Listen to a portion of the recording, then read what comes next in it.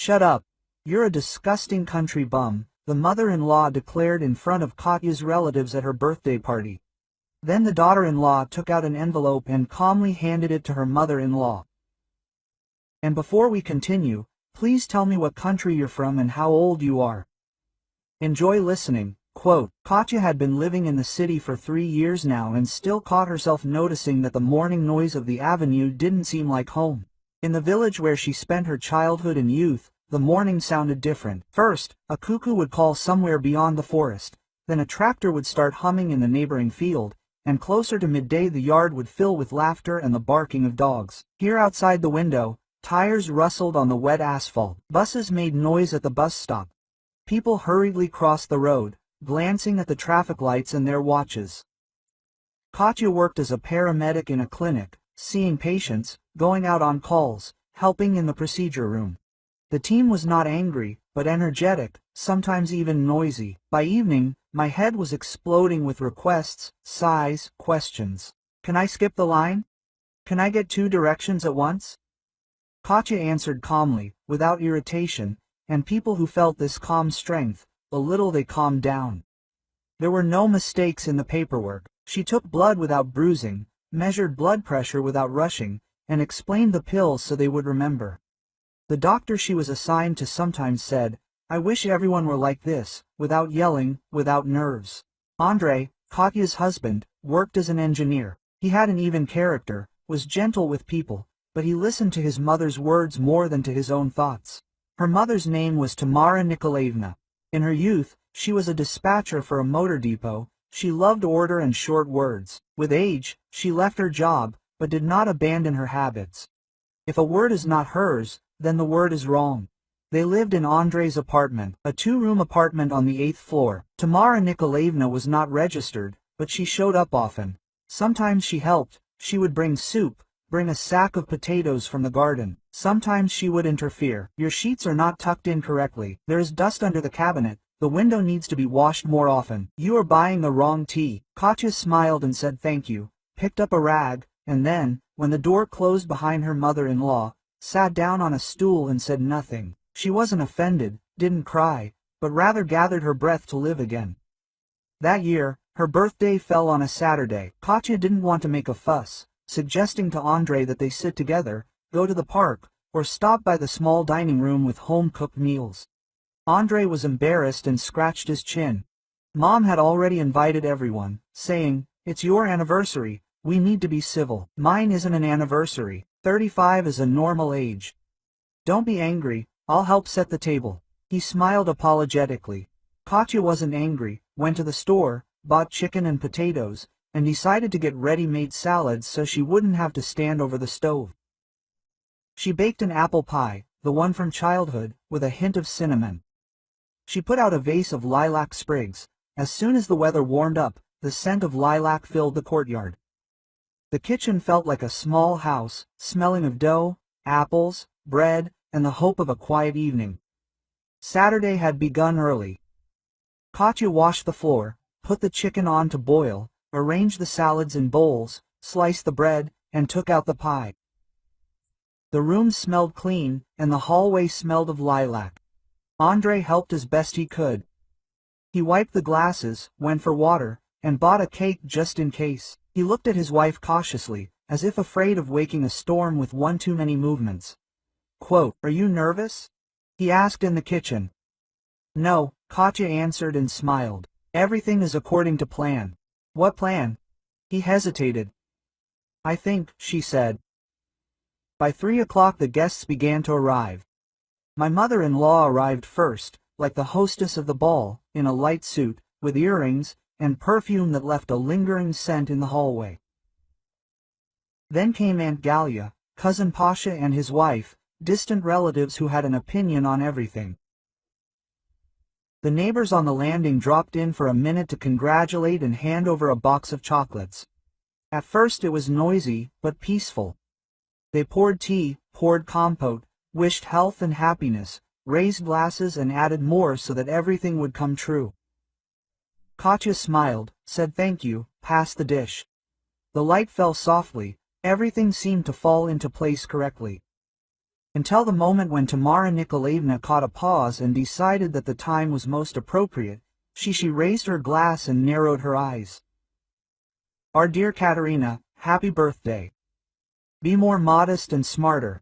Don't forget who brought you up in the world, where you came from. What would you do without our Andriusha? You'd be sitting in the village, in the barn. So sit quietly, listen to your elders and don't be smart. And in general, she turned closer. Her voice became prickly. Shut your mouth when smart people say, you're a village girl, of course, but we tolerate you. Don't disgrace yourself. Silence fell like a blanket. Someone dropped a fork. Someone looked away to the window. Andrei turned pale, put down his glass, but couldn't find what to say. His lips opened and closed. Katya didn't flinch. Something else was unusual. Finally, the moment had come when she felt that inside there was no emptiness or burning resentment, but some quiet point, strong as a knot. From now on, only the right thing to do. She stood up, took a white envelope out of her purse, the very one that contained the letter, a neat sheet of paper with the coat of arms of the district administration. She approached her mother-in-law and smiled calmly. Tamara Nikolaevna, this is a gift for you. Don't be offended, but don't rejoice ahead of time. Just read it. The mother-in-law, confident that there was a postcard or a note of repentance, deftly picked up the edge with her fingernail and pulled out the paper. Her eyes ran over lines. At first nothing changed, then her eyebrows rose, then her gaze became empty. What is this? She asked quietly, as people usually ask when they see something they don't expect. A letter from the administration, Katya replied. And a thank you from the head doctor of the regional hospital. It's all written there. You don't have to read it out loud, I'll tell you myself. Quote, she turned to the table and looked around at Andrei's family, neighbors, and friends. My dears, thank you for coming. Today is truly my birthday, and I want to make an announcement. A new medical center is opening in the district. I've been offered the position of its head, complete with housing, a vehicle for on-call calls, and a fair salary.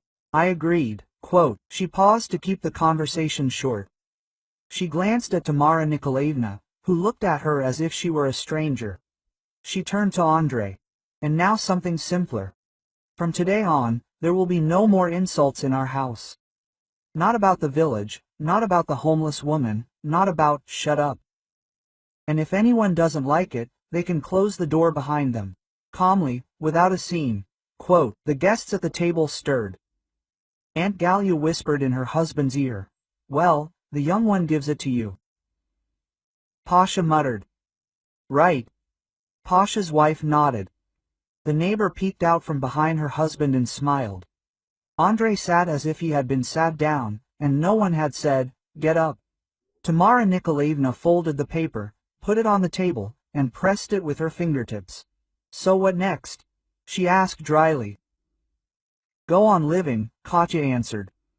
Only in a new way. You treat me with respect. I treat you too. If you want to come, come. If you want to lead, excuse me, to another house. In the meantime, I suggest we finish the pie. I baked it for everyone. Instead of a stormy ending, it turned out simple. People ate, were silent, someone tried to change the subject. And we have a dacha, and we have a roof. Andrei stood up. He poured tea, walked around the table, and served it to Katya first. His mother-in-law put the envelope in her purse, without looking around, as if she was afraid that someone would snatch it. In her eyes there was not anger, but surprise. She lived a life in which the word was taken, stood closer than the word was asked. Today, the Nedum stood before her, and this Nedum was not a whip. It was a door with a lock. The holiday came to an end without songs and without toasts to love. The people left. Silence. Andrei began to collect the plates, without looking up. I started, he fell silent. Thank you for not yelling. I'm tired of yelling, answered Katya. And of other people's words, which I always have to rake around. It's my fault, he said. I didn't protect, I didn't understand. I thought it would pass. It didn't pass, Katya said quietly, but that's not a reason to destroy the house. A reason to put up a wall. So I put it up. He nodded, took a rag, wiped the table, like they wipe a car after the rain. Carefully and with attention, as if whether it would start in the morning depended on it. The kitchen was clean. On the table stood a pie, broken, but smelling of home. "Are you really leaving?" he asked, looking at the pie. "Yes," answered Katya. "For work? Not forever. I will come, but living there is easier for me to breathe." Quote, "Will I be able to come?" he asked hesitantly. "Help sometimes, if you want." "If I want," Katya repeated. "We'll see." The new job began without fanfare. First, an office at the district hospital, meeting the director, paperwork, stamps, keys, then a small house next to the medical center, 2 rooms, a kitchenette, a stove, and an electric heater, just in case. In the hallway stood an old wardrobe that smelled like lavender. Either the previous owner had kept it, or someone had brought it in long ago. Katya unpacked her bag, hung her robe on a hook, lifted the blanket, and spread a clean sheet, as white as the first snow. For the first week, the calls kept coming. People in small communities weren't used to having a doctor who answered. They called during the day, in the evening, and on weekends. Some people need pills, some need an injection, some just want to talk about their son missing in town, their husband throwing a bad back in the garden, or the neighbor stealing strawberries again. Katya listened and did, without complaining. Every evening she went out onto the porch, looked at the field, and thought that the heartbeat here wasn't from pain, but from life. And that was right. One day in the middle of the week, a bus pulled up to the first aid station. The young driver got out and shook his head. Quote, "Tamara Nikolaevna to see you." Katya was surprised, but said nothing. Her mother-in-law entered the office wearing a gray jacket, a headscarf, and no bright earrings. She sat down and put a bag of apples on the table. Quote, "Here," said the woman of the house. Katya nodded. "Thank you." There was a pause. Tamara Nikolaevna straightened her skirt. "I have some business. My blood pressure is fluctuating. I know I need to take some pills." "Well, which ones?" "Our therapist is new. He doesn't really say anything. Just come back tomorrow." Katya measured my blood pressure, wrote it down in the chart, explained about the pills, the salt, the water. She wrote out a schedule. She sat so attentively, as if this wasn't her mother-in-law, but an ordinary patient who needed help. Quote, "And will you be angry later?" Tamara Nikolaevna suddenly asked, as if this was a continuation of the measurement. "At what?" Katya was surprised. "At me for that day, for those words. I can hear how it was said from the outside. I'm not proud, but I won't make myself out to be a saint either," she said, without looking away. "I'm difficult. I like to pressure people. I think if I gave birth to a son, then I'm right. But it turns out I kept quiet. Not everything is like that." Katya put the device away, put it in a box, and put it on the shelf. "I'm not angry and I don't forgive. This is not about that. This is about the fact that now everyone is responsible for their word. You do yours, I'll do mine, no debts." The mother-in-law nodded, stood up, took the apples, then remembered and returned the bag. "These are for you. I can't have too many." "Okay," Katya answered. They drank tea. They talked about which bread is better, rye or wheat, and how carrots have become more expensive at the market. About the homeless woman, and about shut your mouth too. It was just a conversation between 2 women sitting in the kitchen when autumn is shining through the window. Andrei called in the evening. "Did Mom come to see you?" "Yes." "How?" "As usual, only without the heels," said Katya. "How are you?" "Working." "No news." "I miss you," he admitted. "It's good to be bored," she answered. "Boredom puts your head in order." He paused and asked, "Can I come over on the weekend?" "To help around the house, if I'm not in the way." "Come over," said Katya. "Only without guests and without surprises, with gloves and nails." Quote, "I'll come with gloves," he promised. Andrei arrived, as promised, in jeans, an old jacket, a box of tools, and a loaf of good coriander bread. He didn't play the hero. He asked, "Where should I nail the hooks? Where should I fix the loop?" Katya showed me. During the day they carefully hung the shelves, fixed the outlet, rehung the curtain that was catching on the window handle. In the evening they sat by the stove with tea. They talked little, but not idle. "I thought," Andre said, "that you would come here, that would be enough for a week, then call me back, but you somehow quickly got used to it here." "I was there too," Katya answered. "Only I wasn't heard. I can be heard here. There were a lot of other people's voices there. It's my fault," he repeated, not for the first time. "That day I chickened out. I should have told my mother, enough. But I kept quiet. And then you with the letter and that's it?" Quote. "No," Katya shook her head. "Not that's it. I don't hold a grudge, but I won't live the same way." "And how?" he asked quietly. "Are you just with me?" Without Mom's loud-voiced opinion in every corner. "I'm with you without the desire to prove anything. If we're together, then we make the rules together, without humiliation. If it's different, then it's not together." He nodded and looked at her hands. Her knuckles were slightly red from gloves, on her wrist a thin white strip from the watch she takes off for procedures. In those hands was what he always lacked. Silence. Time passed. Katya's first aid station became a place where people came not only for pills, they came to talk, found out that you can take your blood pressure without waiting in line if you feel bad at night. They learned that here they don't scold Zami came yesterday, but they tell him how to come tomorrow. One night they brought in an old man with a heart condition. Katya managed to call an ambulance, sat with him until dawn, holding his hand until it became clear that the danger had passed. The old man's son later came with a bouquet not from the store, but from his garden. Asters, dahlias, slightly rumpled, like life, but beautiful. Andre came on weekends. He didn't promise he'd always be there, but he did. One day he brought a table lamp. The light fell softly, and Katya said, "For the first time in a year, my eyes don't hurt." He smiled as if he'd installed not a lamp, but a small sun. Tamara Nikolaevna was hospitalized a couple of times. Her blood pressure was really getting up. Katya visited without talking about the past, without any shut-up memories. She'd bring an apple, cut it, and sit quietly. Once she saw her mother-in-law surreptitiously wiping the corner of her eye. She didn't say anything, pretending to notice a fly on the windowsill. They celebrated the following year's birthday differently. No toasts, be more modest, no loud whispers, like in the village. Tamara Nikolaevna called the day before. Quote, "I baked a cabbage pie. Will you bring it to the table?" "I will," Katya answered. "And I'll have tea with you." "I'll have Grandma." "I remembered yours," the mother-in-law said unexpectedly. "You said she lived a quiet life. I guess I didn't understand her.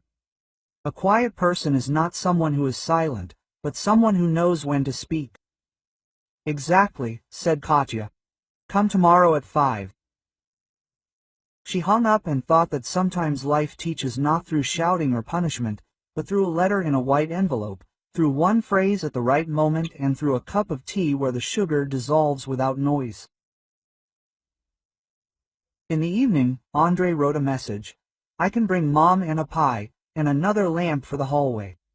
Katya smiled and replied, "Bring them, but the lamp is not necessary. We already have light." Quote. She went out onto the porch and breathed in the cold air.